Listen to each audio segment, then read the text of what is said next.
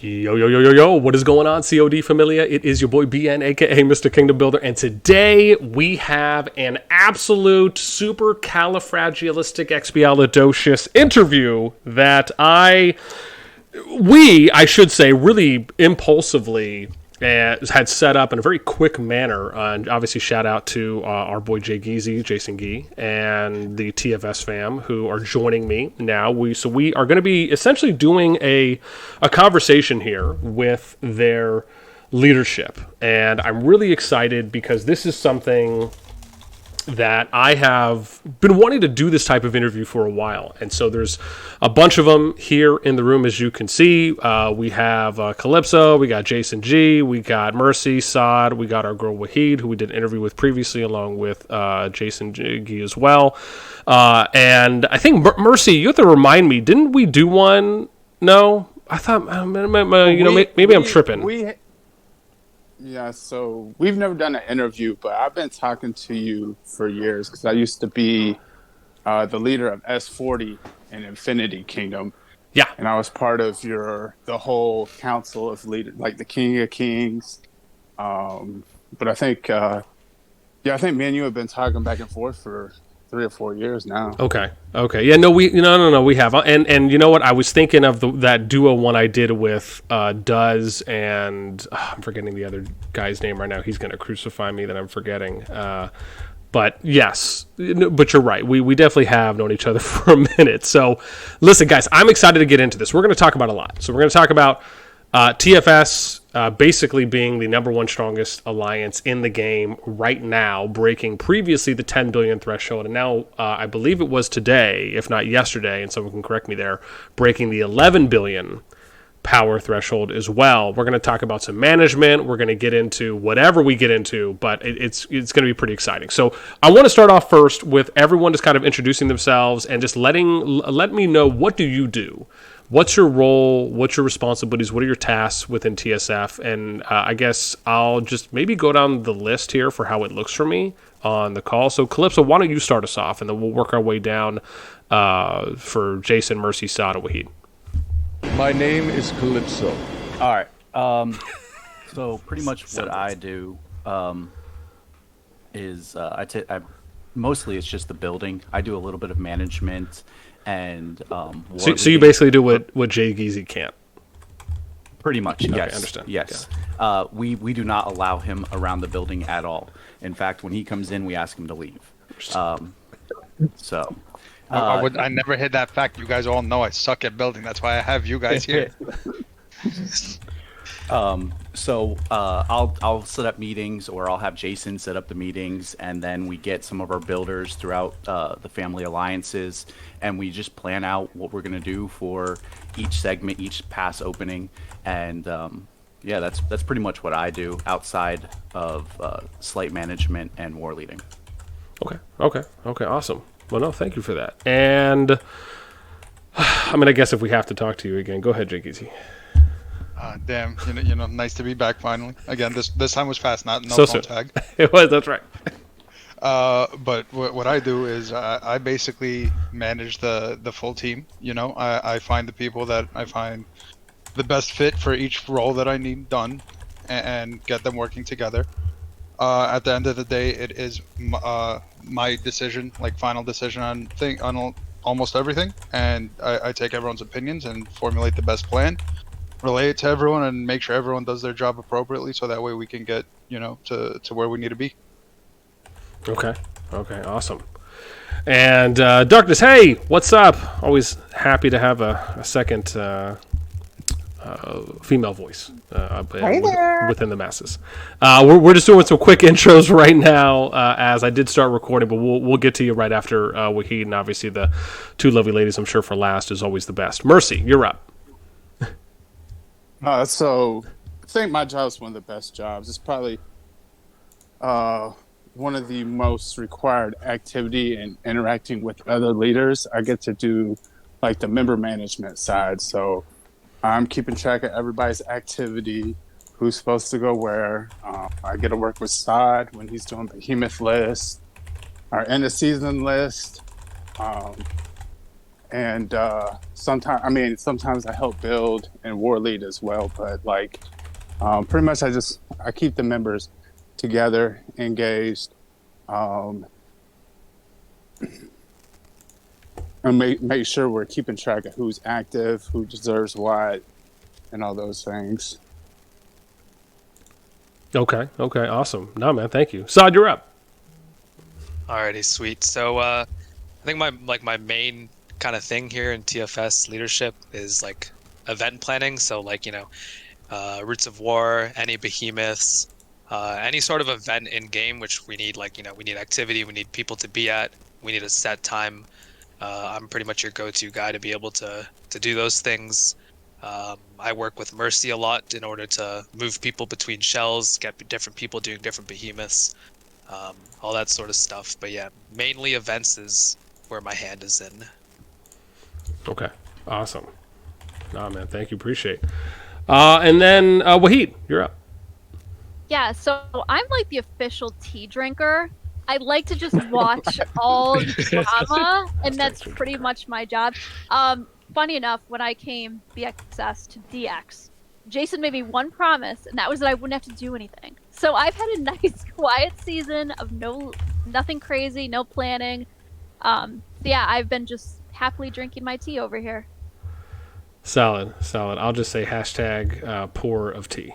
And that sounds, Yes. So that's a solid role. Basically just supervising from a distance and comfortably. You know what? Yeah. I like that better, guys. Supervisor. There we go. And knowing every little... She knows every little bit of drama because that's all she wants to know. That's the only reason she wants to be in leadership, to know drama. That's it. Let's be honest, that's it. Got it. Just to get in on the private calls and chats, I'm sure. That's definitely everyone's. Darknez, how about you? And I hope I'm saying that right. That is correct.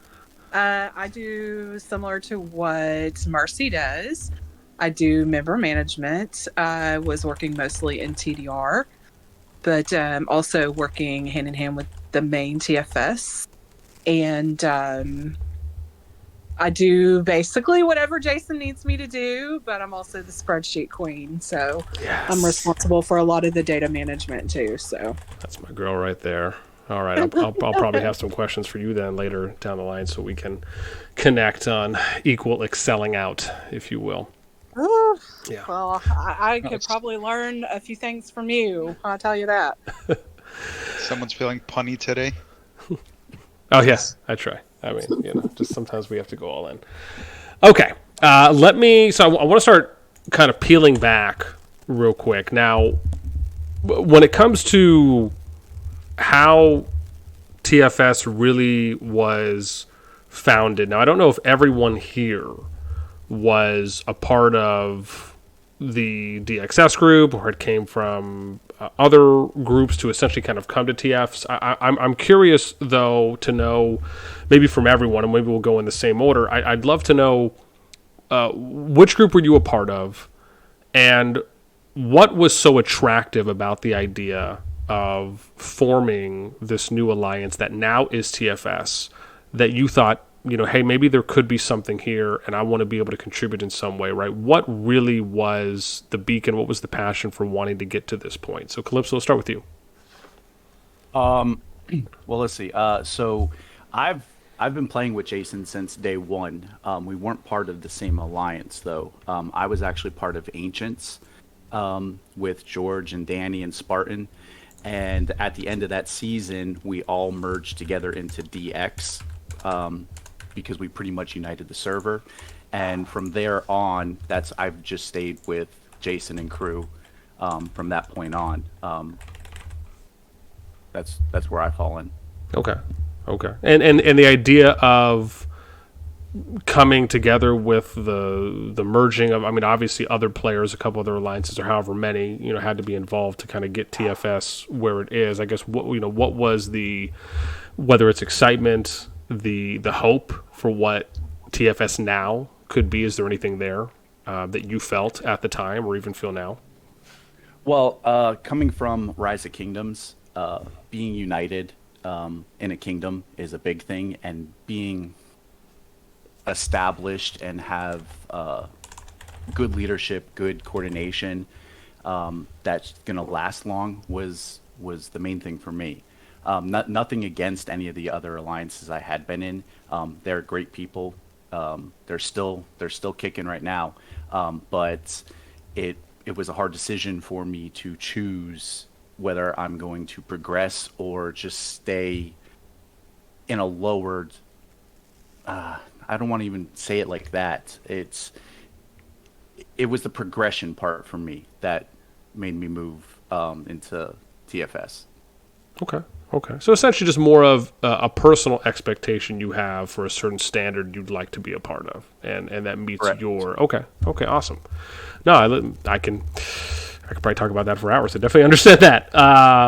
Jason, how about you? Yeah, you're up. So, the founding story of TFS, it was, kind of last second. What happened was, we were planning to get everyone into 31. My original server, we tried to get Jedi into 31, DX into 31, and we wanted to kind of be separate at the time, so that way, if we do have a boring season, we could fight each other, at least give ourselves something to do.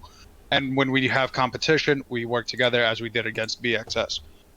When the devs kind of screwed us over with the migration system, and 31 was full even after like 200 players migrated out, we decided like a last second call to move over to 39. That was the emptiest server in our merge at that time, and basically create a powerhouse. It was last second, and we prioritized each individual leaderships, Jedi's leadership, DX's leadership, and then we prioritized core and active players that were in voice chat, following orders, listening to markers, at behemoth raids, at caravans, and we private messaged all of them before opening the floodgates to anyone else who wanted to join us. And that's basically the founding story of TFS, and we were just all in a voice chat, made the split-second decision, put a go on it, and within 24 hours, we were kind of just deciding on what name we were going to use, and we ended up with the Freak Show. Okay. Okay. Awesome. No, man, I love it. Mercy, how about you? So if you know me, like I like to be competitive. I'm a very extreme person. I always put my all into these games. So that was definitely a deciding factor. But I think the biggest factor for me, aside of this is just kind of like where I ended up at, is that we're all friends. We get on voice chat, we kick it, we play other games together. We're always having like game nights when there's not something going on in the game. If there's nobody to fight, like I'm sure you've probably seen like Jason and I think Wahid's side and Yoda put together like a brawl where we had like a kill event brawl, like where we did like an NFL draft. That way players stay engaged. So it's kind of like the culture and the friendships that really brought me here, even though I like to be competitive. I think that's the glue that was the deciding factor for me. Aside from I'm loyal, and I've just kind of always been here. I came from Jedi, and when we merged together, it's been R4 ever since, and tried to help where I could and have fun. Okay. Okay. Awesome. Well, no, man, thank you. I appreciate the share. Saad, how about you? You're up. Alrighty, so yeah, I got a very similar answer to Mercy. It's just like, in the fact that, first off, like my personal main priority is to just try to be the best and, put in the best effort that I can in whatever I do, and, surround myself with people who also want to do the same, which is like, the whole TFS group. The reason, that people are here is we want to strive to be like, the best possible alliance that we can be. And, obviously, like the relationships I've made with people here is also like a really big part of it. Like, obviously after being here, I was with Jason last season and DX for pretty much the entire season. Like you meet a lot of new people, and I enjoy the people that are in TFS as well. It's so that's like a little bit of an added bonus, like after the fact that like I want to be the most competitive, the most the strongest, the best, and whatever I do. So that's what's really like keeping me here in TFS after the fact of like winning. I think that's kind of where I stand on the whole thing. Okay. Definitely noticing a trend, that is for sure. It's definitely, I would say, a good thing to hear that there seems to be a lot of good common denominators amongst the group so far, and why it is that you're all here, why you stay, the interests are going. Let's get to our last two lovely ladies. Wahid, you're up. Yeah, so I went from BXS to DX. I came from that side. And did they recruit you because you were a barista and you just serve really good tea? Obviously. No, I don't serve it though. I drink it. So let's be clear. Okay, so they serve it for you. Got it. Understood. Yes. So I worried for like weeks about getting into that server because I was coming from server 33 with Mercy and a few others, and I did not think it was going to happen. So I'm freaking out. I was telling Jason like constantly, "Oh, I'm not going to get in. He's like, "No, don't worry. It's all going to work out." And the one thing you guys should know about Jason is that he does not give up. Like, if he wants something to happen, it will happen.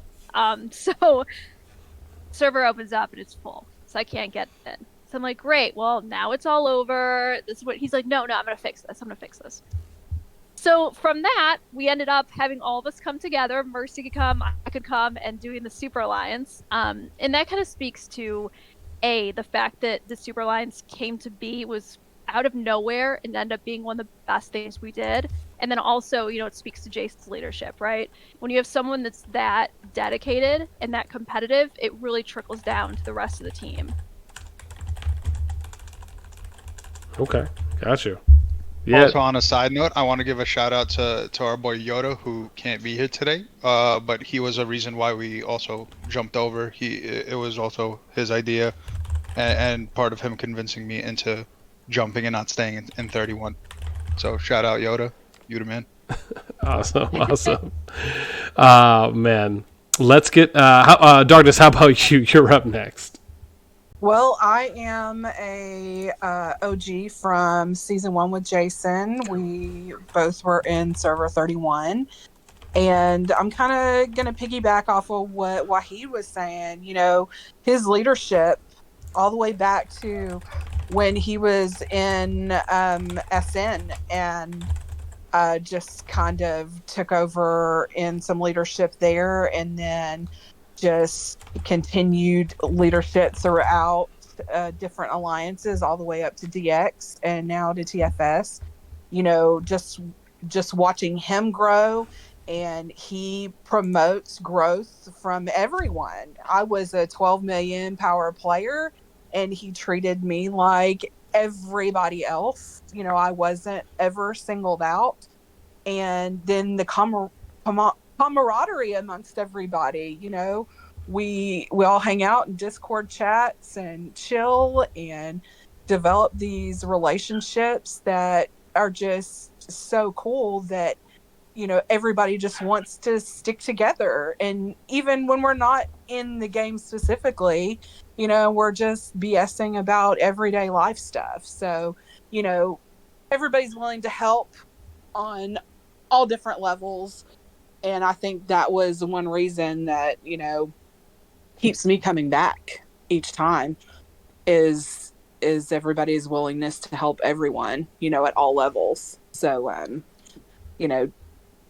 Jason's been helpful to me and helped me grow and helped me learn. And that's put me in leadership, and I get to do the same thing with everyone else. So I think it's great.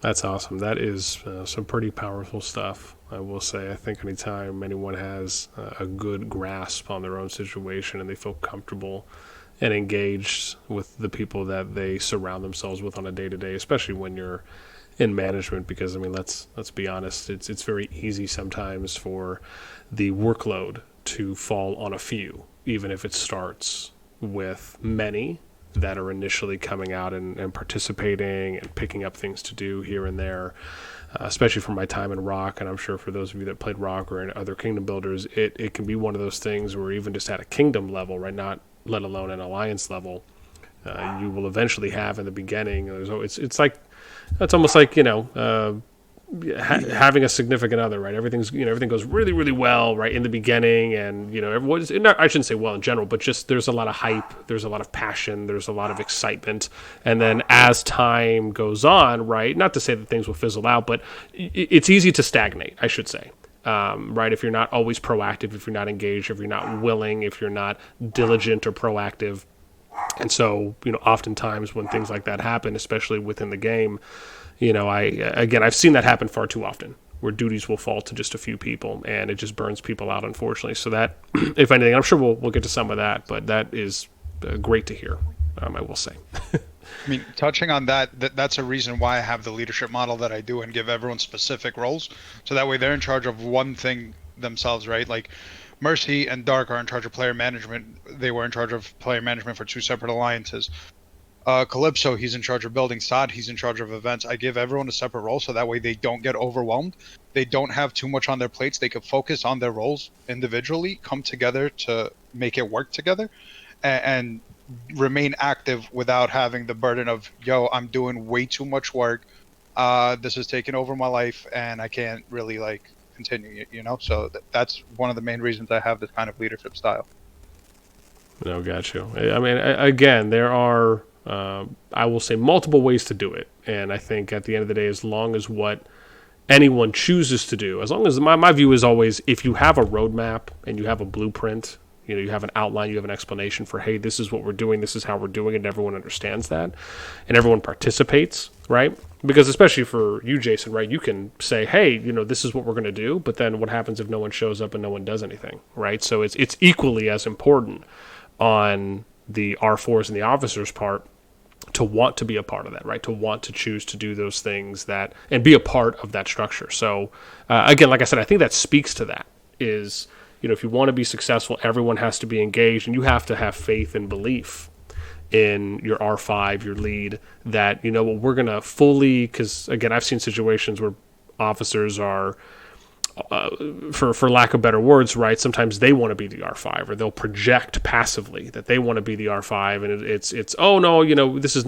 not how we did things in my last alliance, we should do it this way, or it's I think this way would work better, instead of just ingratiating themselves and saying, let's try it this way because this is what the R5 wants to do, and let's fully immerse ourselves in this, and then if it doesn't work, then at least we can say we gave 100% of our effort into trying this, and then we can have a conversation later on, right, if that's brought up, and obviously the R5's open. But I love that.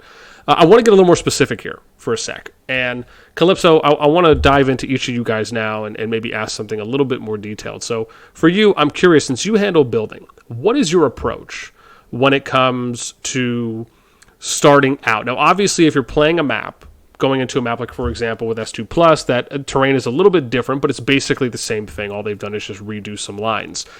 So I'm curious on, again, when you're starting out and you're building from scratch, where are you looking for CF placement initially? And then what's your building path from CF to, again, do you look at behemoths first? Do you look at, oh, well, no, we need to go get some more mana here first? Do I need to make sure that I'm building to this choke point so in case anyone attacks, we kind of already have an area established?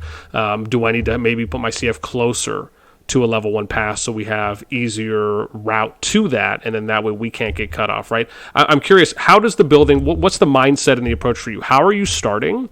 And then what does the build out look like along with any other factors that you take into consideration? Well, before we even start on these new seasons, we've been looking into who is actually in the same zone as us. If we don't portray them as a big threat, then the CF placement, it really doesn't, it matters, but it doesn't matter. Obviously, you have your resource gain from where you place the CF and which direction you're going to go. But then it would be, which behemoth are we going to go to? And then we sort of just try to map it out. We have, actually, I go ahead and I'll place fake maps or fake flags to look at which is the best resource production area, and we'll go into those directions. But that's only for zone 1. Zone 2 is completely different. Zone 2, you're also looking at your resource production, you're looking at your behemoths, but at the same time I'm looking at how all the other alliances are building. If we see alliances building weird and not knowing what they're doing, we don't really take them as a threat either. Like we're not worried about how far they're going to push into us.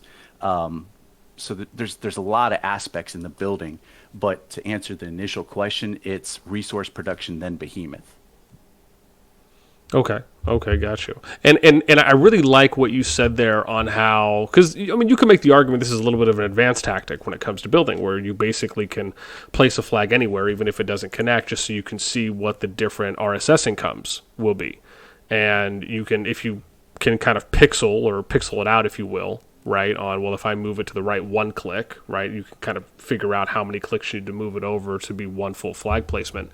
I really like that idea, and I guess I guess I like the approach, right, because I mean that's something that I think advanced flag builders will do. And I mean I knew someone that I played Rock with. I mean, this guy was just bananas. He would literally flag out the entire route. Like he would flag out the entire optimal route from starting zone 1 all the way to Lost Temple, all the way to, well, if we're going to take these shrines in zone 2, right, this is the optimal flag. Like he'll do the whole thing, and then he'll do it for everyone else. And like if we had multiple alliances, he would also do it for them. I mean, he was like nuts. And I guess I'm curious, is that something that you even care to look at that far ahead? Or is it more of, we're going to do it per zone based on the reaction that we're seeing, and then kind of approach it zone by zone in that way, where even though you might have a plan, you also are factoring a little bit of the reaction to others?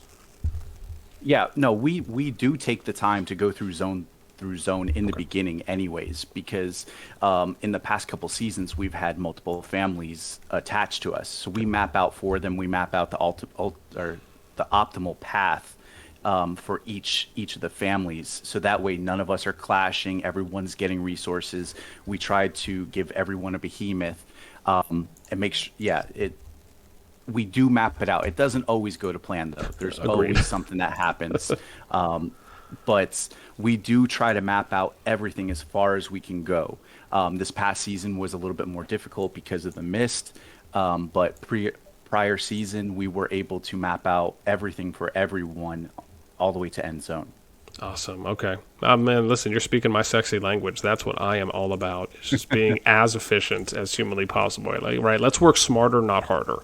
I like to believe that's a motto many share. Okay. Jason, let's get to you.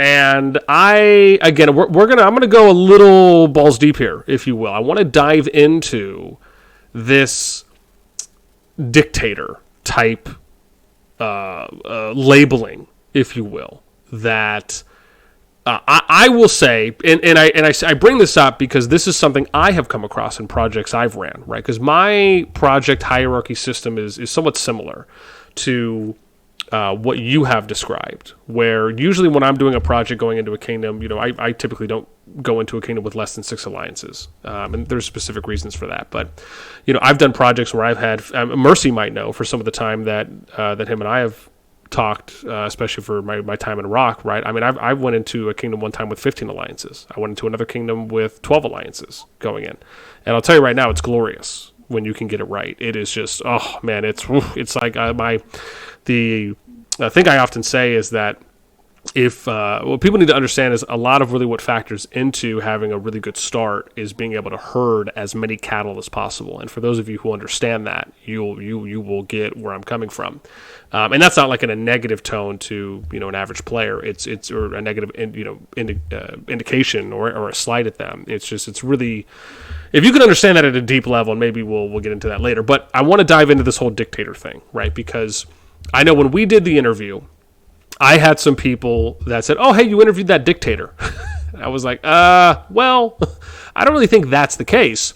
And so, and I think it's a little misconstrued. I think it's a very, I will say I am against that type of labeling, because I think when you don't understand everything that goes into something, like the example I usually give people is, what if Gandhi was right, labeled as a dictator, would you still consider Gandhi to be a dictator if he's a competent leader who is just the sole decision maker, right, or the final decision maker? I don't think people would sit there and label Gandhi as a dictator, right, if he was the person who had the final decision maker. And I like to view it a little bit like that when trying to kind of meet someone at the middle ground when it comes to explaining things.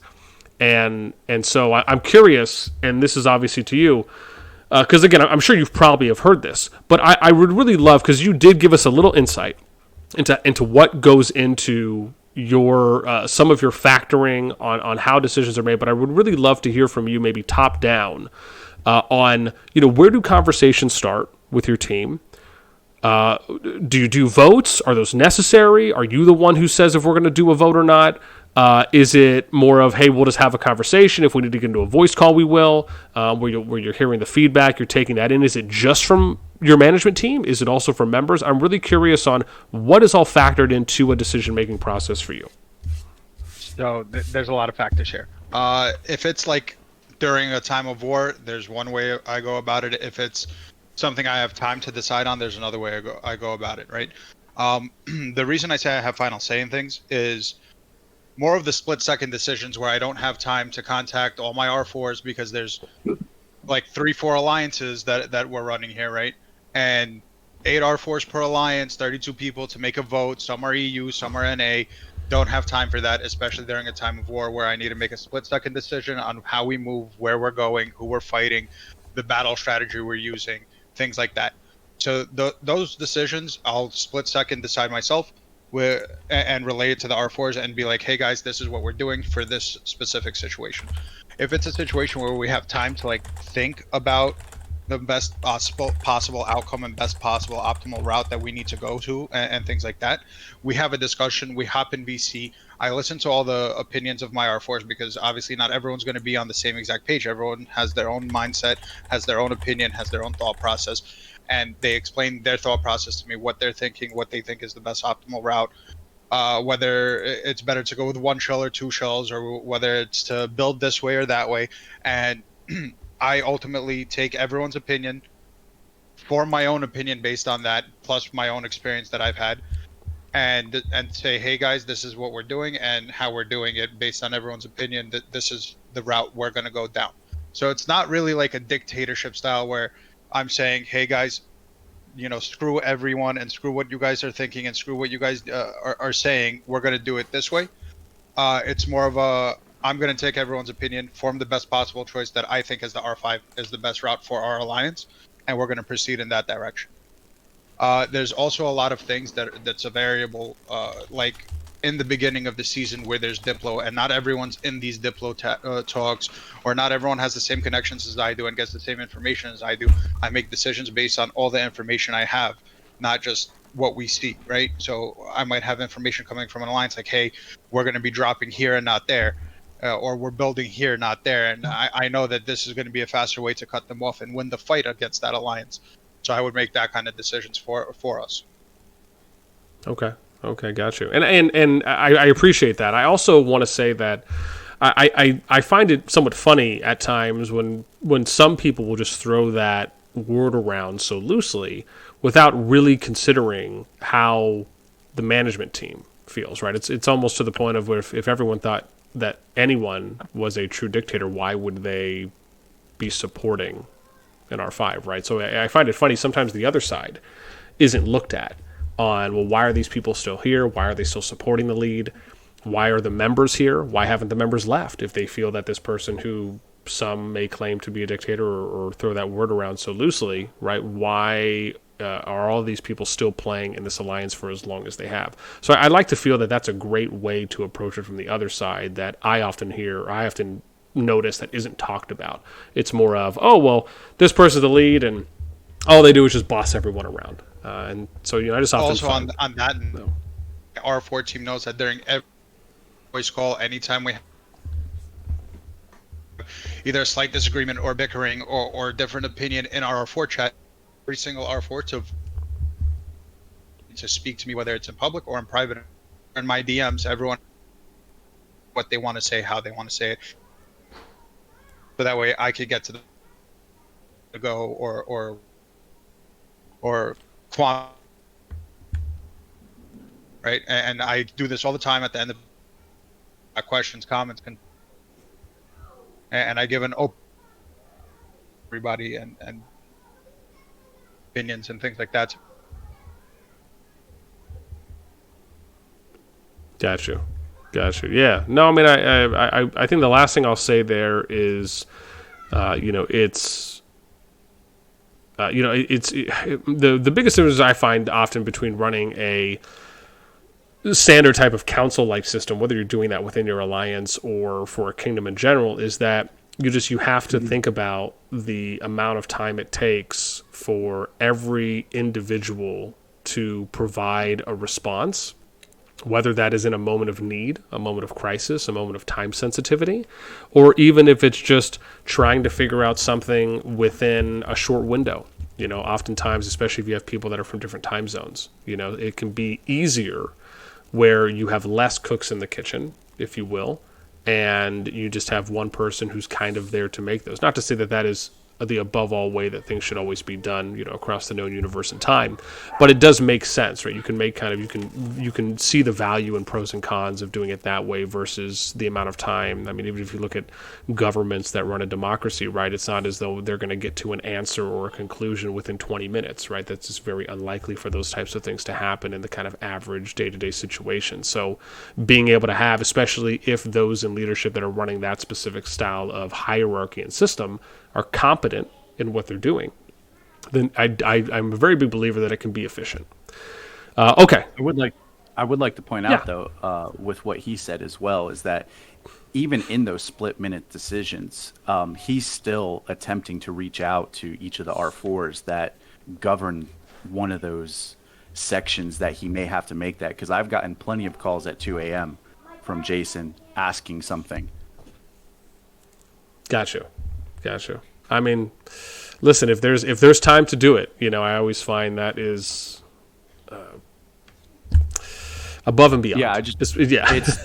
It's just not always him making decisions. He is reaching out. So that dictatorship that your people are saying isn't absolutely true about him. Gotcha. Okay. No. I appreciate it. Also, to touch on the player's opinion, we do have a chat that's called our council chat, and that is for our trusted players who've earned that title, who have been with us for a long time, who have fought alongside us for multiple seasons, have earned our trust, have earned we've earned their loyalty, they've earned our loyalty, and we do speak to them prior to making any big decisions that aren't time sensitive. Gotcha.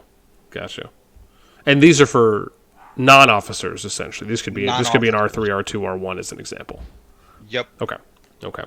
Interesting. Those are our fighters, our players that have been with us for 2-3 seasons each, and players who have been showing that they're active, showing that if needed in a split-second war decision, things like that. Okay. Interesting. I may come back to that. Mercy, I want to get to you next. You good-looking son of a gun.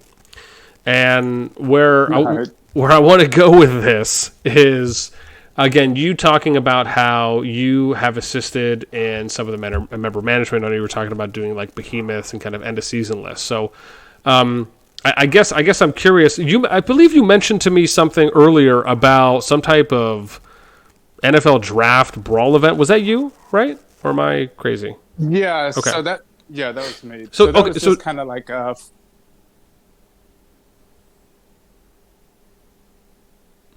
still there? Yeah. No. Go ahead. Oh, okay. So that was just like a fun event that Jason, Yoda, Wahid, Saab put together because it was kill event. We had Zone 2, and the beginning of the season was boring. There's nobody to fight in your Zone 2s, so we just put together a draft. I think we had me, Callie, was it Myth, and Flex as leaders, and basically we put together a spreadsheet. Everybody was going to show up, and everybody who was online, we had them group up, and then we just, kind of like a flag like if you met up on the street to play flag football, you know, and you're the captain of the team and you're drafting your team. We did that. So that was pretty fun, but we didn't really have to do anything too much with member management for that. Okay. Just, you know, something fun to keep players engaged. Okay, got you. Well, let me switch gears because I want to ask. You mentioned being a war lead as well for however much that may be, but I'm curious on when. So and again, war lead to some people can mean various different things depending on the alliance and obviously how much of a war lead they're doing, whether that's on field, off field, if it's prep. I'm curious for you as a war lead, whether it's off the field, if it's prep prior to wars or fights, if it's on field. I'm curious what goes into that for you, and if there is any prep that's involved. Is my second part. How has the reception been from the players on, you know, is this something they notice? Do they feel good about it because of the work that's gone into it, and then what's happening on the field, and it's translating either into gains, into wins, into small successes here and there. So I'm curious as a lead, right? Is there any prep that you do, and then what goes into that, whether it's executing that prep, whether that be off field or on field? So it really depends on the situation, but we always try to be prepared. Like we don't know, like if the enemy's gonna plan to attack us with 4 alliances at 10 UTC. But a lot of times we'll have like prep. We'll have a certain time we're gonna push.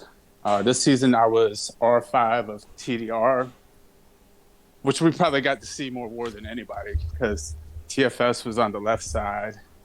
Of course, we all both fought a lot in Zone 4, but, you know, I guess the prep is like just trying to train people, like how to teleport, where we're building the flags, where to put barricades. If there's like a big push, you know, Jason will send out an announcement, or I'll communicate with him, or him and Callie are like, there's quite a few of us that do some war leading. And that's just about having like 24/7 coverage. Like our alliance never sleeps. But it's just about like training people, getting on voice comms, you know, putting like markers on your rallies if you're going to push with your rallies to get the enemy to engage them, or you're going to place your towers. How to strategically teleport like T5s around a flag, or hop in a cliff, or, you know, on the front line. Just a lot of those things, but a lot of it is on the fly, you know, and it just depends who's on at that time. But I think we do really well with both of that and the big organized pushes. You know, have all went really, really well. We've been very strategic with those and got really, really good trades and pretty much accomplished anything that we want to accomplish. So, yeah, I think it's just about training members, you know, use territory buffs and things like that, you know, push with rallies, have, you know, when I put a heart mark on a rally, you know, pretty much everybody knows what it is, the stack on it, get it to engage, and how to push up choke points and bridges and things of that nature. Gotcha. It almost, and this is something I've talked about in some videos, but one of the things I almost would love for them to see is there used to be this game called what was it called? I think it was called Tom Clancy's Top War. No, sorry, End War, something like that. For those of you who might be familiar with that, it was a kind of a top-down RTS game where you basically had set points that you would go to, and you would essentially kind of command your troops, and you had this ability to like zoom all the way out really far, and you can kind of see things in like this top-down chessboard type style. And it always interested me in this idea of being a war general, where it would be cool if you could almost have a toolkit, if you will, to use on field with players, right? And they would see those things. So if you had a certain toolkit of kind of real-time markers that you could use, whether it's reactions, if it's certain words that you could maybe pre-write out, and then those things would show up when you did those, like where you could be a little bit more hands-on on, if it's group here, I'm going to drop a heal, right? Or if it's infantry, go here and, use some CC taunt, or if it's celestials, go and flank this direction, right? Kind of almost being like that Rome Total War type of option. To me, it almost seems as though that would be cool. I guess I'm curious for your thoughts on that, because obviously with being a war lead, being out on the field, do you find that to be something like, oh hey, that'd be cool if that was in, or do you have other ideas maybe on something that you think could help out during fights for someone who's kind of in more of a, whether it is in a commanding position or someone who can kind of issue orders in just a more efficient way? I've never really thought about that. I mean, we do have some things in game that we can use. Like when I use a heart marker that means to rally, we use the targets. But 90% of our players will get on VC when we're fighting.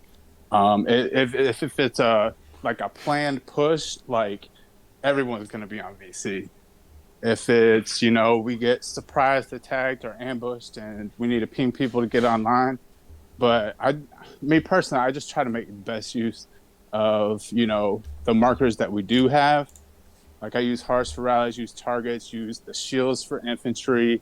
You can place, the star markers or the attack markers or the destroy markers. Like for group ups, we'll do like stars with, we'll write out in very descriptive, like what you're supposed to do. I mean, but at this point, I think everybody's pretty well trained. Like when they see those markers, they know exactly what to do. Okay. Awesome. Well, no, man, listen, I love it. I think any level of prep that's done beforehand can always be such a win, or at least an advantage to one alliance's membership versus the others. Saad, let's get to you. Again, I know you mentioned to me on handling a little bit more of events, and I thought you might have said one or two other things that I might have just missed on writing down. Can you let me know in case I did forget that? Because I think the first thing I got from you was that. Yeah, so I mean, it's mostly events. Okay. That's the majority of what I do. Obviously, and I was saying, I work a lot with Mercy for these events, moving people around, helping them out. And he's helping me out, making sure we get people in the right place. But yeah, obviously, same like Mercy, I don't know, if Jason or someone else or whoever is war leading is busy, I'll hop in and help out in voice. But usually that's not what I do, but I can if needed. But okay. Well, let me dive in there on the event side. So I will say that one of the biggest challenges with keeping morale high, keeping engagement high, keeping attention of interest right across an entire season can at times be difficult. And when it comes to how an alliance and or a kingdom, or even if it's just a number of alliances, are trying to increase a level of engagement within their membership, or just keep a high retention rate of engagement within your alliance. Obviously, with the Brawl, the example of the Brawl event, I'm curious how, first and foremost, how detailed is that when it comes to, do you guys do feedback rounds when you're trying to collect information or responses on, hey, do people really want to do these types of, are they looking for more to do than just what's happening or lack thereof, right? If it's a little bit more of a staled season because maybe there's just not a lot of PvP going in, or is it more of, hey, these are some events that we're thinking of doing, maybe you guys are brainstorming, do you throw those ideas out and see if there's interest, or is it more of, hey, we think this is a great idea that people would want to participate in because maybe you guys did a little bit of a small sample size pool? So I'm curious, how does the Alliance go about figuring out what types of either fun or kind of off in-game system/mechanical events to run that are more Alliance kind of grassroots grown? Yeah, so I mean, there's two different kinds of events, right? There's for what Mercy was saying, the draft, that's more just a fun thing. But the other side of it is behemoths and Roots of War in specific. And mostly with those two, I'm just gonna switch up the question a little bit. But with those two, It's always a Google form. All the answers are collected. People will fill out, and if they're interested in X behemoth, it'll be marked down somewhere. So, when I'm making a list of people who should be doing this behemoth, all I have to do is go back and check and make sure, like, hey, this person is interested in doing Hydra, for example. Let's see if I can get them doing Hydra. So people will be getting what they want in terms of like events for the most part. Obviously, like if it's like a Hydra where there's like like a 40-man raid and there's 100 people that want to do it. Obviously, I can't accommodate to everyone. It's just not possible. But Google Forms are usually the way to go for that for me. It's just super simple. Send it out with a ping. It takes like a minute for people to fill it out. And I don't have to message people individually asking, hey, is this something you're interested in? This. Same thing with Roots of War. Every Roots of War, I send out a quick Google form, say, hey, can you play at this time? It has to be a time that I'm good with because I'm the one that's going to be leading Roots of War, since I'm kind of the one handling that whole thing. Put that time out. People are interested in playing. People will sign up on a form, and I'll go over it and make a team out of that, out of the people that are available. That way, if someone fills out the form, they are, to me, automatically included in potentially being part of Roots of War or that behemoth. That's kind of the way I handle that. For the draft, that kill event draft thing we did. It was just brainstorm between leadership. We passed it on to the aforementioned council, with our trusted players, see what they thought. They all thought like it would be really like a good idea, and we just kind of went forward with it. And that was also a Google form. We sent out the Google form. We said, hey, if you're interested in participating in this, please fill out a little bit of information on this Google form. Just kind of like a sign-up sheet. So I guess part of events for me is like a really big part is just Google Forms. Gotcha. It's super quick, super efficient, and I don't have to be in everyone's DMs for hours on end trying to message people. No, true. So it's interesting you mentioned the part about what it sounds like not having to chase people down. So it seems as though when you all send something out, a high percentage of the players that are obviously interested will reply, and to an extent where either a high enough amount of players are responding, or the quality of those that are typically consistently available are responding to a point where you don't have to go and chase people down. Is that kind of what you're saying, more or less? Yeah, everyone knows by now that's how I roll, and that's how I'm going to do things.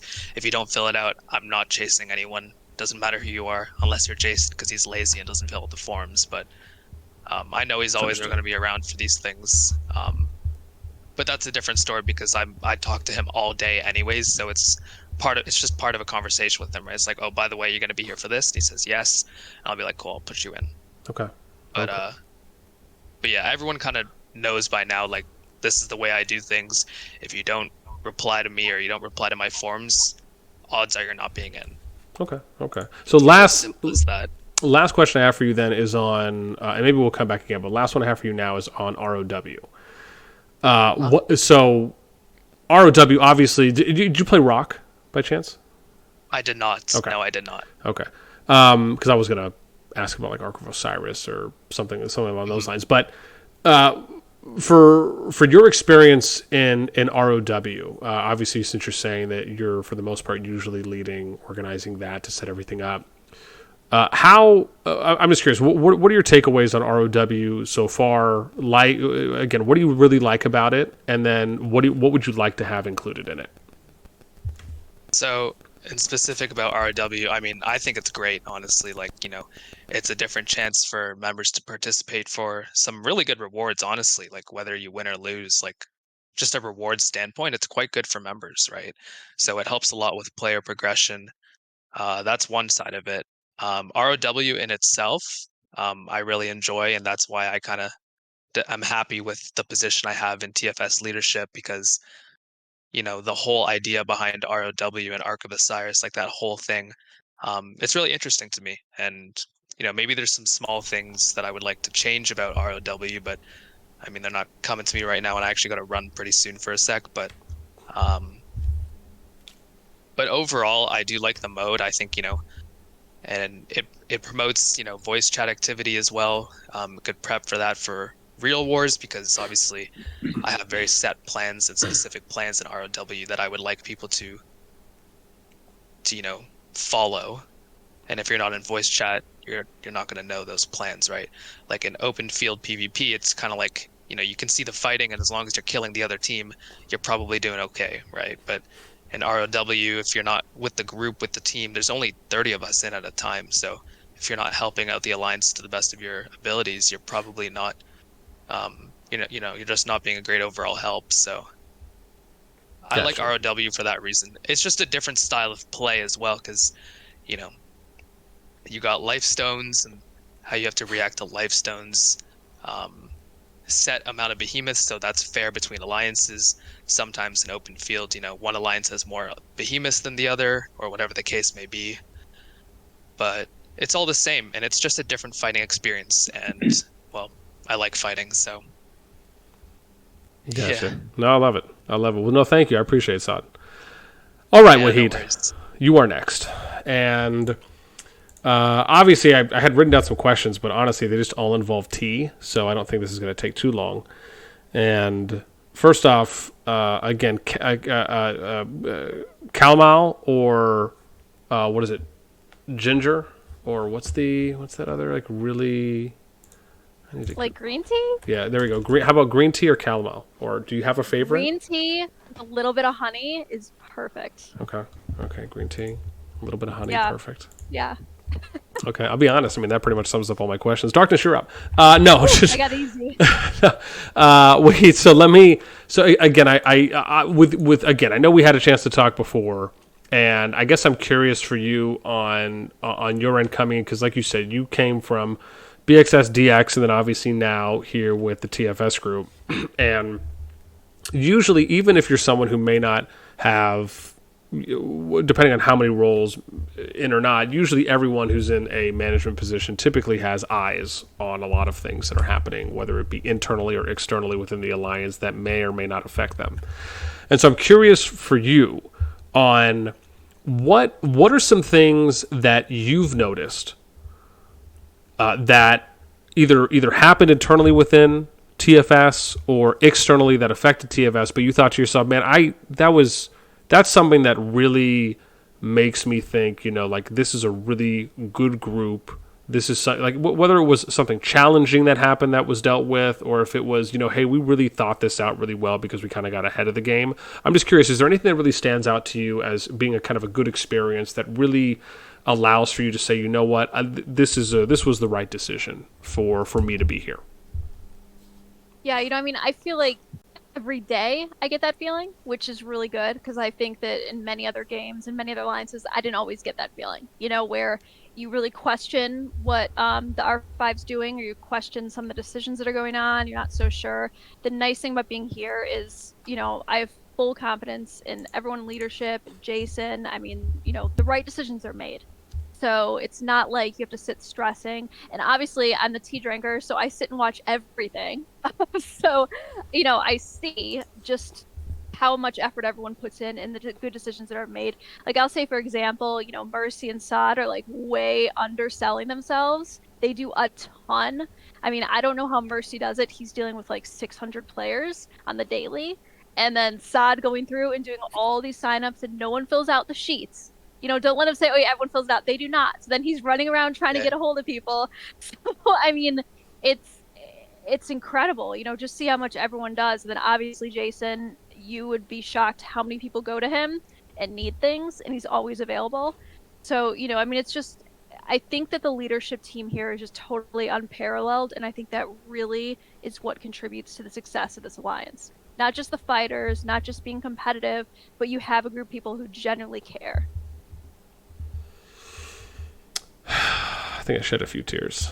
gonna have to move Good. on. Wow. I try. So it's pretty good. I didn't really want to throw people under the bus and say that I gotta chase people, but yeah, I gotta chase people. No, no, it's okay. I thought for a second, I was like, this guy is blowing rainbow smoke up my behind right now with some of it. And I don't say that in a bad way. I say that because I am someone who has done that myself, right? If I'm doing in my projects, if I'm doing a feedback form, if we're doing like an anonymous feedback round, which I'd love to do if it was like every quarter or something, if it was like every 2 or 3 months, we would do a form, like a Google form, and we would just have it be anonymous feedback, right? We would want everyone to fill it out so that way we could address those things when we did town halls, right? With everyone in the kingdom, whether they were alliances a part of our family or not. We always try to be very inclusive. And so oftentimes you're having to, like, I would come up with like templated DM messages that I would type out on a Word doc, and then I would send it to all my leads, or I would send it to one person from each alliance, and I would say, hey, just DM everyone this thing real quick,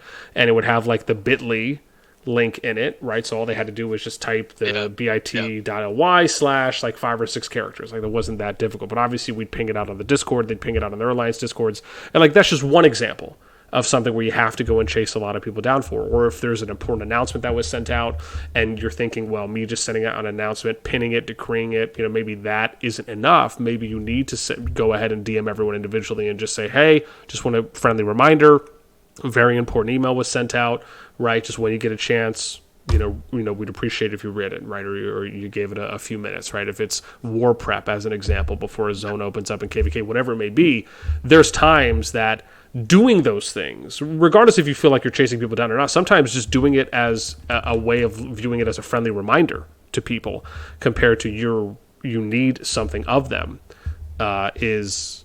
I mean, again, there could be a few different ways to approach it, but I often felt that I was just a freaking mailman. Like, I felt like I was the district manager for USPS.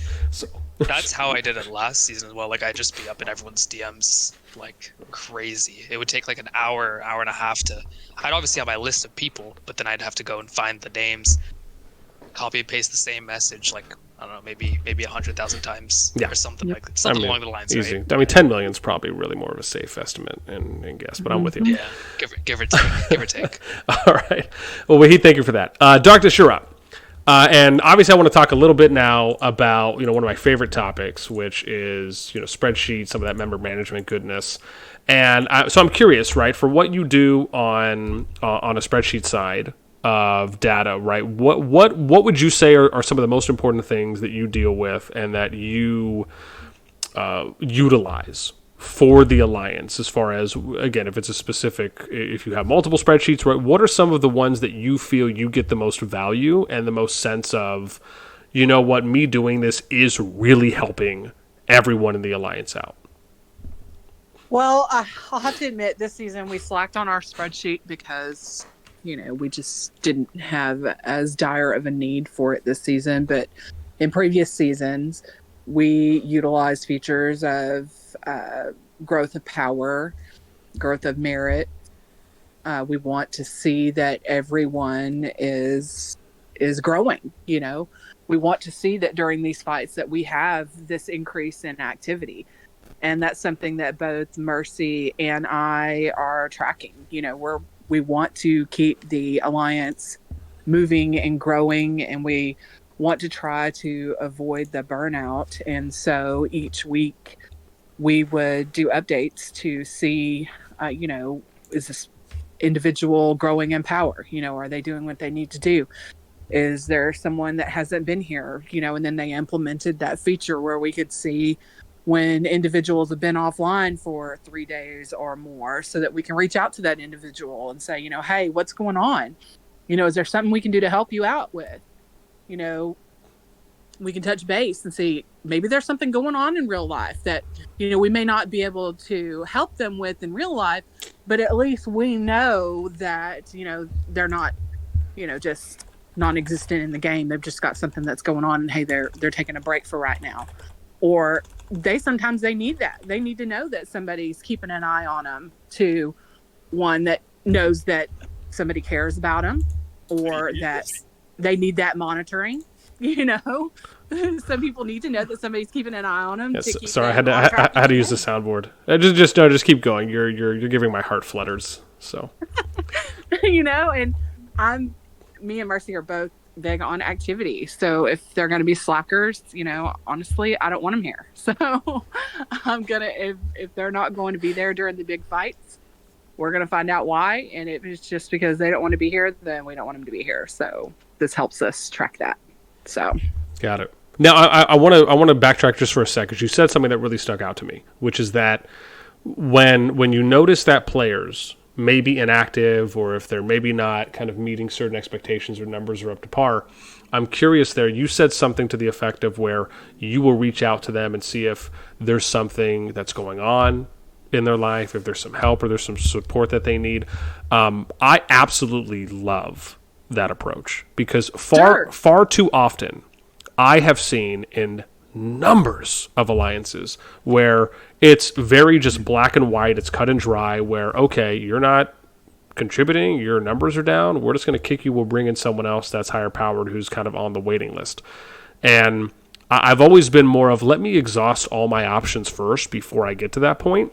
So I'm curious, because again, I think this is important for people to hear when it really comes to caring more than just looking at people like their numbers on a spreadsheet, but more so using data as a way to complement everything else that a management team does without it being the sole discretionary line item that you go off of. So I'd love to hear from you when you've reached out to people because you notice this. What are some things you hear that people have going on, or I mean, do you find that you either they tell you something that just makes so much sense on why they've been a little less active, maybe they were worried about saying something, or did it also even give you an opportunity to maybe connect with the members more, where you felt like, you know what, even though maybe they couldn't give me a decent amount of engagement right now, the bond was strengthened because I reached out in this type of way that strengthened their feeling and loyalty. So, and again, I know I'm kind of asking a couple things here, but I guess I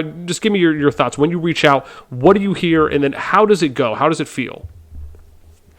Well, Mercy and I are adamant in feeling that merits aren't everything.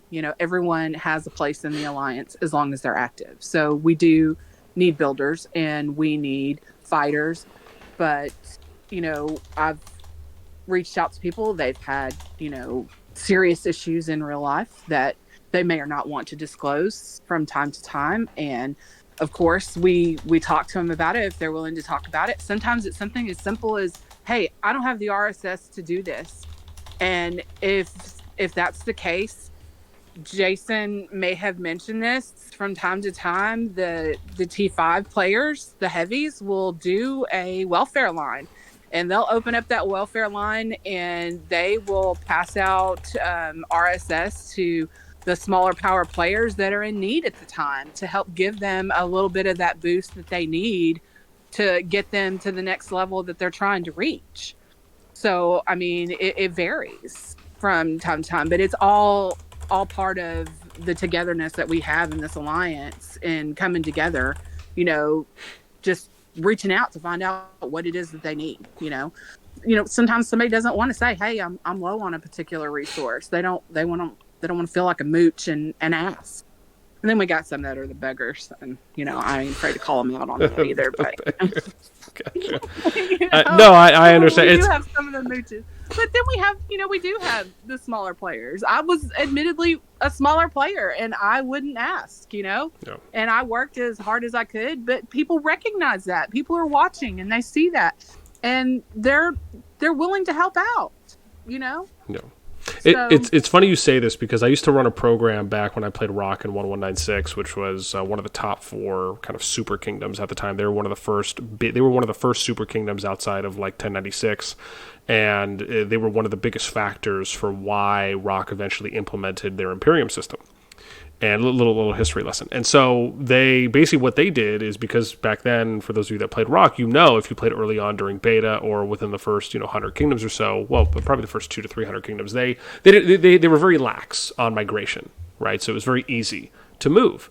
And so you had a couple kingdoms that basically were just heavy recruiting.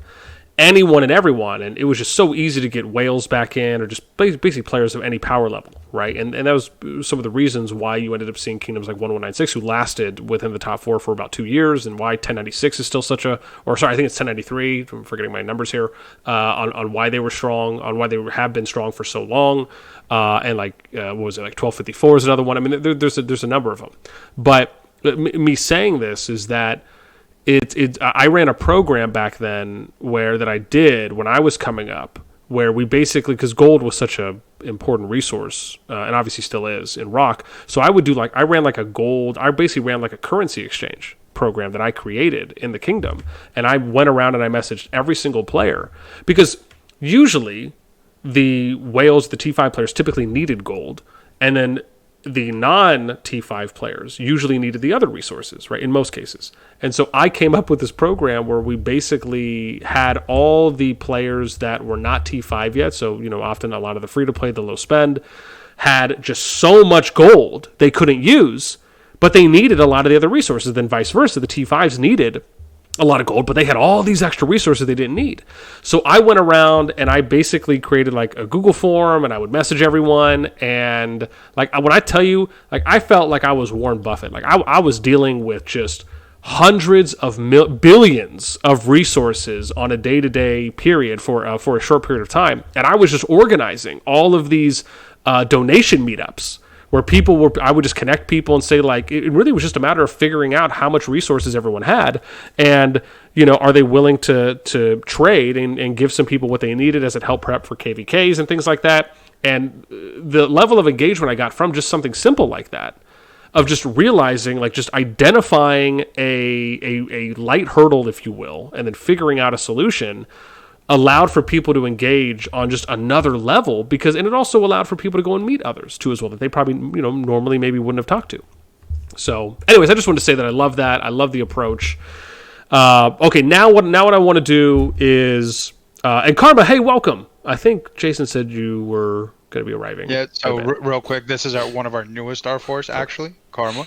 She's our honorary EU time zone R4, even though she's in NA because she doesn't sleep. Actually, I was woken up. You sleep in the weirdest. No. I appreciate you calling Jason out on his shiitake mushrooms. Just tell us again how you see it. Yeah, Karma, Boss Nasty. Yeah. But Karma, welcome. I got questions. Karma, if you can give us a rundown again with you being the newest R4. What do you do as far as again tasks, roles, responsibilities? I cover the night APAC, I guess you could call it, Asian time more so, and early EU. I was a leader of an alliance in season 1, so I didn't really get to know Jason and all them until season 1+. But that's okay. You're not missing anything, I'm sure. True. But I came with Zod, and my role at night is just to make sure that the people at night aren't bored, basically, that they have something to look forward to, that they feel like they're being seen. I build mostly is what my role is for the most part. But I'm pretty much just I'm the overnight mom, I guess you could say. I don't know. I'm kind of a pushover when it comes to things. Gotcha. So basically, you're Wahid. You just do more than she does. I get it. You can just say that. 100%. 100%. There you go. Yeah, more like you earned your keep. It's okay. You can go hard. But no, I appreciate. So so let me say this, right? I'm such a big believer, right? So this was something that Rock Kingdoms at a certain point, and I may refer back to Rock often, but Rock at one point, right, when they were just initially starting out, Kingdoms were basically trying to just kind of build more for power than they were more for range. And what I mean by that is this concept of, like, in Rock, right, there's not too many kingdoms where you can legitimately and almost with certainty say that, oh, well, this kingdom is successful and they run a 24/7 system. right, where they have kind of an around-the-clock level of engagement, right? And this is kind of what typically you would see where some kingdoms were trying to basically kind of mix and hybridize themselves to say, well, we want people that are NAEU, but we also want people that are kind of EU Asia time zone. And so this was something that, I mean, there are some kingdoms that do this, but it's really not as widespread. It's kind of almost still like this in-house type of, I don't want to say secret, but it's just not really talked about as much. So I love the fact that the officer team, because I've seen alliances that sometimes will even have 2 officer teams, right? Like they might have more than 8 R4s. And they'll have an R4 team for this 12-hour period, then they'll have an R4 team for another 12-hour period. Now, obviously, that is a little bit more, I don't want to say difficult to manage, but it's just, there's more that goes into something like that, right, if you want to set that up. But anyways, I just want to say I love the fact that you're someone who basically operates on a time zone or a window that is more of either whether it's lower activity or it's just the opposite, right, compared to maybe where the others operate on. And listen, you can sit there and say that you're kind of the night mom, but I will say that just having someone there who's online, whether it's to do customer service, if it's to troubleshoot, if they just need some tech support stuff, if they just need someone to talk to, if it's keeping chat engaged, if it's figuring out where you're going to build next, because clearly we know Jason can't do that. I love that without a doubt. And I guess I'm curious, I imagine you have to feel that there is a little bit more that goes into that because, again, you might be the only person, or maybe it's 1 or 2 of you. So I guess I'm curious, what's your experience with the players on that type of a shift schedule? Like, do they appreciate that there's someone there for them, kind of around the clock? I would 100% say yes, they do. And I mean, Jason would call it, a flex position, whereas we do what's needed. And I'm not alone all the time. And then there are situations where I am trusted to promote certain people in times of like, oh, we got an unexpected fight going on and I need help with logistics. I can mark, but I can't like necessarily mark and tell people, hey, go here, do this, do this, do this, do this, and now. So, I mean, we do experience good waves of activity at night. I just, and I do feel that I do more than just build, but I'm not one of those people, like, I just chill. So I'm there mostly because they want markers and things like that, like, oh, anybody seen, chests, things like that. But it is nice to know that you still have a community at night or during your time zone, that your daytime, that there's someone there to respond. And it is difficult I'm sure, for Jason to find people who can be on at that time and be active and be paying attention and attentive to the users, because like Darkness said, there are people who, you have to remember, these are people behind these computer screens, behind these mobile screens. They have things going on, and sometimes this is the only time they can get on, and it's been an hour to play. Yep. So I gotcha. I love it. I'm in full support.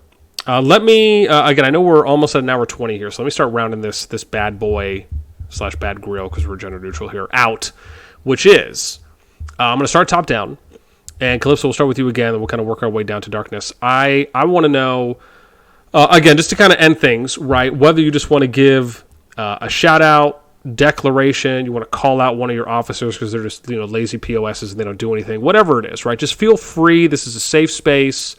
And again, I'd love, and even if it's something where you want to throw it out on like maybe a new feature or something, you'd love. This is just kind of your opportunity for some closing remarks, shout outs that you'd like to give. Again, can be game direction, thing you're looking forward to, something you'd like change, whatever it may be. Go ahead and give it to us. So it's a safe space, but all your viewers will hear it, correct? Well, yeah. I mean, obviously, it's a safe space for yeah. No, I see where you're going with that, though. I should have reworded. No, I mean, everything that everyone's talked about today, we all work really well together, and I hope we continue to work well together. We have a great team here, and I like all the R4s I work with.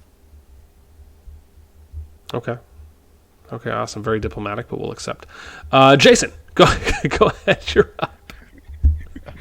Just like I said in the interview we had yesterday or 2 days ago, whenever that was. Without these people here, TFS wouldn't be what TFS is. Love all you guys. Y'all are great. Everyone compliments each other in the best possible way when someone else can pick up the slack. And these are the people that I turn to when needed in times of war and down times that, we hang out on daily. These are my closest friends in the game. And these are people that I'm going to keep around for as long as I possibly can because, I need them. Just on a separate note, huge shout out again one more time to Yoda, who couldn't be here today. But he is one of the people who helped found TFS, and he did put in a lot of work, and I just want to give him credit where credit's due. Awesome. Appreciate. Love it. Karma, you're up. I'm short and sweet. I love everybody, and I'm glad to be a part of the team. Yes, Yoda, I did want to make sure I mentioned him because he was pivotal in helping me at night learn certain things. Him and Mercy are great as far as like learning certain aspects of the game that I wasn't sure about. But that's it. Awesome. No, thank you for the share. Mercy, you're up. Wow. So many people to thank. Everybody in here is great to work with. I love working with them. I think that's one of the biggest aspects, finding people you love to work with. Again, I want to give a huge shout out to Yoda. I wouldn't be here if it wasn't for him. He's definitely contributed a lot. I want to give a huge shout out to the Lights. They carried us on their back when we were fighting Nephisto for 2 seasons. A huge shout out to Tequila, Marco, and Big Red, their whole crew, McVives, pretty much everybody. The whole family has been amazing, and I hope everybody just continues to have fun and continue to kick ass and take names. Love it. Love it. Thanks, Merce. Saad, you're up. Yeah, I mean, like everyone has these individual, shout outs to people. I really don't. Like, everyone that's part of the TFS family, like, aside from being active and being a strong player, like, being a good person and being a good person in the community that we're slowly building is a really big part of things as well, right? Like, hanging out, talking in voice chat, in text, in game, just like, I don't know how to say, just like, hanging around, right? Like, and make sure we're all having a good time. So, anyone that's contributed to the fun that's to be had in like community setting like this, like, I'm really appreciative of that, to make sure I'm engaged at all times and enjoying who I'm playing with. And obviously the leadership team here is amazing. No complaints about anything. Jason would like me to probably ego boost him a little bit, but I I think everyone here is putting in tremendous work, and we would not be here without the whole leadership team coming together and making something great. So, all right. No, I love it. Thank you. Wahid, you're up. I will pick up Saad's slack on the ego boost. I would definitely not be here without Jason. I think that he is an amazing leader and amazing in the game. Little biased, but I'm just going to say, out of all these games that I've played and all these different alliances, very rarely do you find leaders who are this, like, laser focused. Most people are doing this, like, as an aside, or they just don't care about it as much. And I just think that it's amazing to have someone like that. And I definitely wouldn't be here as long if it wasn't for, him being here. And then, the whole leader, and again, this trickles down. I mean, the whole leadership team and everyone that's been put on this team is amazing. I mean, I can't say enough good things. Not only amazing in, all the work that they do, but also just in the friendships. I mean, they're great people. I can't think of one person that I wouldn't want to spend time with on this call. And obviously Yoda as well, because he's done so much, to bring TFS to what it is, and so much for Jedi as well. So yeah, thanks everyone. Awesome. No, thank you. Darknez, you're up. I'm going to replicate what most of everybody has said. All of the TFS team, Jason for his amazing leadership, Yoda for helping develop all of this as well. And then some of my personal friends from my previous leadership teams and NCDX for pushing me be here with all of these guys because they supported me to and promoted me into leadership to begin with, to push me to be with Jason. So my hat's off to them and all of our family here with TFS. They are what makes us such a great alliance here. So, and then shout out to McVibes. Have to say that. Biased ass mother. Vibes is like Gotta say it. That's cute.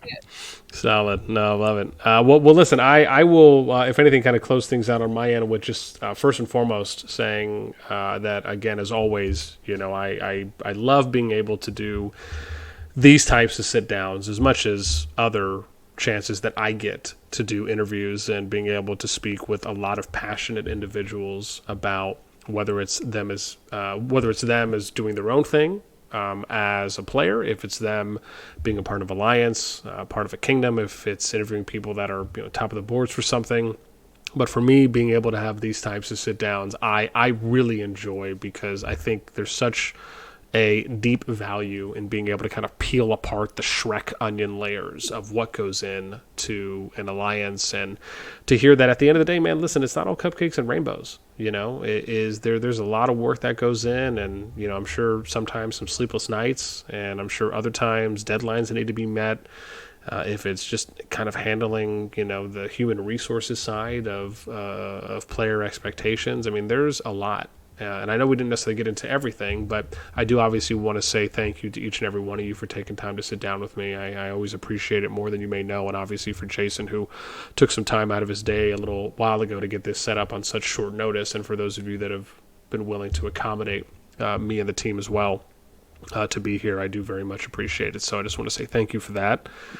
I think what I'll do is I'll probably end there on that note. I guess lastly, before we close out, I'd love to hear your guys' favorite soundboard that you have here on the channel. Maybe we'll close out in that type of funny way. So Calypso, why don't you give us yours, and then we'll just go down the list as each person just maybe tease up their soundboard, so when one person finishes, we can hear the next one. Just whatever it may be. I'm curious, what's your favorite one that you hit or that you use most often? My name is Calypso. Jason, what's yours? Jesus Christ, that's Our boy Jason Geezy. Sounds better when I hear it the second time. Karma. I'm gonna repeat on that one. Our boy Jason Geezy. All right, Mercy. okay. I don't have soundboards up, but if someone can cue the Jay Geezy soundboard for me. I'm telling you, that's the best one. Saad, how about you? I'm gonna change it up. I actually this one like kills me every time.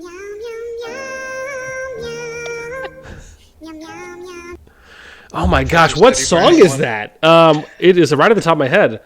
That's whenever we burn cities, we got to play that in the background. Dude, that is rough. You guys are just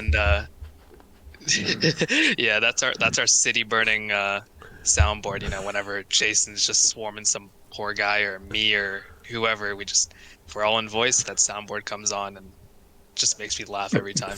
That is too rough. Wahid, how about you?